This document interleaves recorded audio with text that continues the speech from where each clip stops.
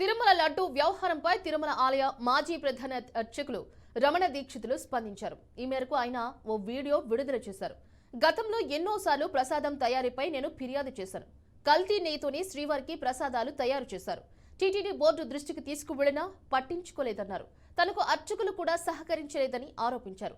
గత 5 ఏళ్లు తిరుమలలో మహాపాపం జరిగిందని ఆవేదన వ్యక్తం చేశారు.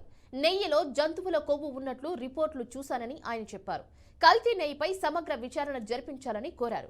నిందితులపై కఠిన చర్యలు తీసుకోవాలని రమణ దీక్షితులు డిమాండ్ చేశారు. చెప్పాను కదా, ఇదే ప్రసాదాల్లో కల్తీ జరగడం అనేది ఒకటి. అది ప్రసాదాలు తిన్నప్పుడు కానీ ప్రసాదాలు చూసినప్పుడు కానీ అది ప్రతి భక్తుడికి అర్థమైపోతుంది.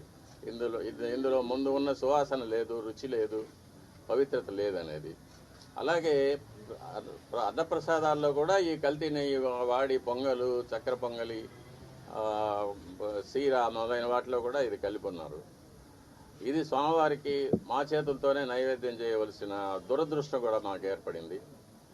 అది కాకుండా నైవేద్యాలు జరగడానికి స్వామివారికి ఏ వేళల్లో నైవేద్యాలు చేయాలనేది ఆగమ శాస్త్రం నిర్ణయిస్తుంది. దాని ప్రకారం కూడా ఒక్కొక్కసారి జరగడం లేదు. నైవేద్యం చేయవలసిన సమయాన్ని కూడా కుంచి 10 నిమిషాల్లో అయిపోవాలి, 15 నిమిషాల్లో అయిపోవాలి అనేది అర్చకుల మీద ఒక ప్రెషర్ పెట్టడం, త్వరగా ముగించమని చెప్పి వాళ్ళను తరమడం, ఇవన్నీ కూడా